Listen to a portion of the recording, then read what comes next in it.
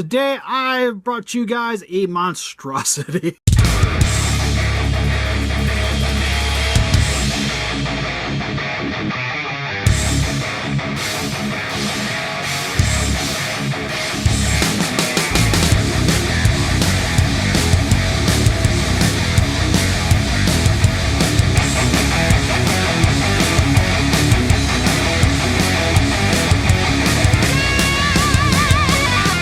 Listen up, Rangers, welcome to the Geek Chest. My name's Steve, and today in this sort of how-to video we have some finished commissions from the more latest streams, which we have the Hiya Heat Ray Godzilla and the Marvel Legends Hydra Stomper from the What If series. Can't say that these really go together, per se, but because I painted them at the same time, I figure we just kind of give this video like a 2-for-1, give you a little bit more bang for your viewing. So I figure we'll go over them both here real quick, because both of these are relatively simple paint jobs, well, simple-ish paint jobs. I didn't have to really do 100% repaints. It's mainly washes, dry brushings, what have you. So I guess we'll start with the Hydra Stomper, which honestly, I really dig the way this guy turned out. Which I'm gonna have to move the camera because he's so freaking huge. And by move the camera, I mean angle it more towards the sky. I don't feel like moving the legs around. So you'll see here, I painted the lights here to kind of give it this glowing appearance. And you'll see on the stream, I used some white here for the base, and then I just kind of brightened it up, well, colored it with some blues. And then went over it with some glow-in-the-dark blue. So this can glow in the dark, but it's always really hard to try to show that on camera. But it works really well, especially if you have a black light. It really shines up. And then for the rest of it was pretty much, I did a black wash over it. As you can see in a lot of the sections here. It's got that bit of muck, oil residue all over it. Which... all I did was just water down some black paint, went over the entire figure, and then went back over it with some rubbing alcohol and paper towels, wiped it off, and cleaned it up quite a bit. But I wanted it to kind of look consistent, but not really look too much like it's just water splotches everywhere. You still get it a little bit here and there, which I like, but I didn't want it to be all over the figure. So, rubbed away quite a bit of it, but it tinted the plastic really nice. And then I went over it with some Gundam powders to give it a bit of a rust appearance in certain sections. So you'll see it's got a little bit of brownie discoloring, like on the, oh, what do you want to call this? The calf area here. See on the knee pad here, I tried to hit it in some areas that maybe it would get a little bit more wear, where the paint would be kind of rubbing off a little bit, this army green. So around the edges here, a bit on the top of the head. You can see it quite a bit on the back here. Because you see him kind of fall over a lot on the back, so I kind of figured this would get kind of banged up quite a bit. The jetpacks here, a lot of the rust kind of shows up on this too. It's kind of hard to see it very well because the army green kind of blends it a bit, but you'll see it on the nozzles here.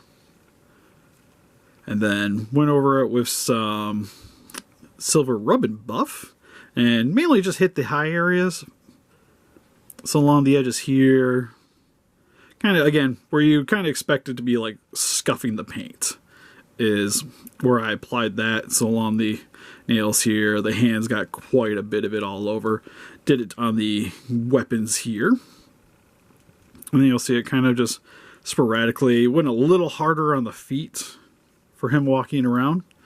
Because the general idea of the commission was it to look weathered and used, but not like excessively dirty, because this would be kind of, for the most part, hanging out in one of those like Iron Man displays. And I wouldn't imagine they would leave the armor in there dirty, but it would still be like rusting, scuffed up, kind of stained, is more or less what we were going for. And then I wanted it to have kind of a light up look because it'd still be illuminating inside of the cabinet. And overall, really pleased with it. Again, super quick job. What's kind of nice about these kind of weathering paint jobs is you don't have to be super precise. You kind of just work at it sporadically, and that's going to give you the best effect when trying to make something weathered, because you really want that inconsistency throughout. Because if it was like the silver was everywhere on these edges, it wouldn't look right. Like you can see here, the star's got like a little bit of browning there, but I left the majority of the rest of it alone. Because again, I was just kind of rubbing the powder just in random spots and kind of wanted to hit this a little bit somewhere. You'll see here, it's more scuffed up here than it is in certain other sections. But really happy with that one. And then for Godzilla here, the spine's got 100% repainted. Oh my god, I might have to turn down my bright light settings. Hold on a sec. Alright, hopefully that's a little bit better. Because I use some whites here, especially with these LEDs, it just super illuminates with the metallic paint. Because I got a little bit of pearl in there. Not crazy, but it is there. So what I did with the spines here is I painted them whites, and then did a dry brushing of the white over top of the original color. I didn't do any primering because it just honestly isn't really that necessary for these things. And then went over it with a light blue, and then darkened it up with some blues around the tops and around some of the segmented sections.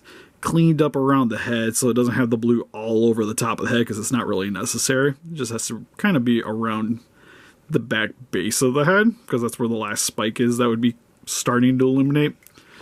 And cleaned up around the eyes, the mouth. We got rid of the blue on the stomach here and on the forearms. And then for the body, I did a reddish brown wash over the entire thing. So you'll see along the bottom of the tail, it's a lot more brown. Bit of a sand color just to kind of heighten some of the scales a bit so they stand out a little bit better. Because you can definitely see the color separation between the tail and the armor plating here. Which is kind of what I was going for. So it helps to make the details on them stand out a little bit better. Didn't do anything with the mouth or the eyes. Kept the blue the way it was.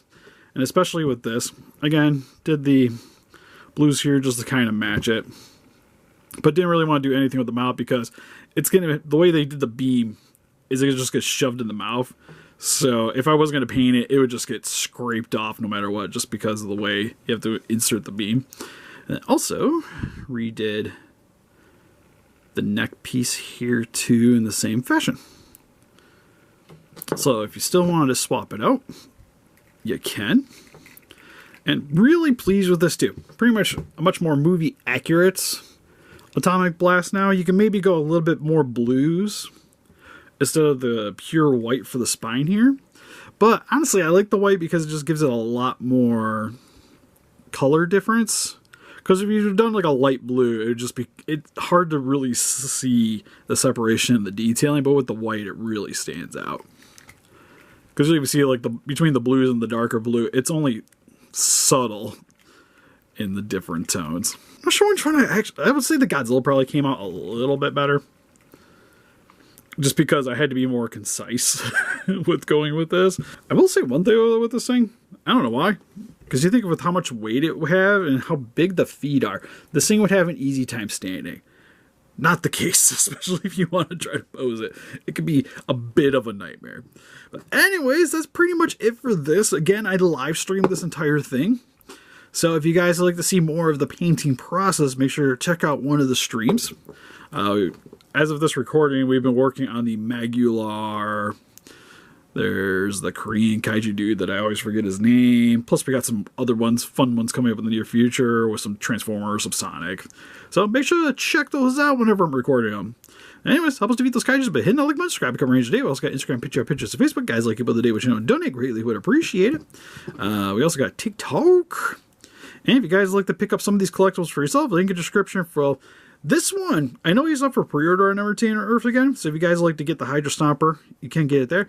And the Godzilla is available at CowkissToys.com. You can save 6% off your order with code SteveCowkiss at checkout. And they also have a lot of the newer Godzillas on pre-order, and you'll get it much faster than the stateside sites in terms of the pre-orders. If you want to get stateside, Entertainment might be your best bet. because they should have this guy in now. I'm not 100%. I just know this guy was from Calcus. And they sponsor us, so greatly appreciate it if you go that way. Anyways, see you guys next one. Bye-bye.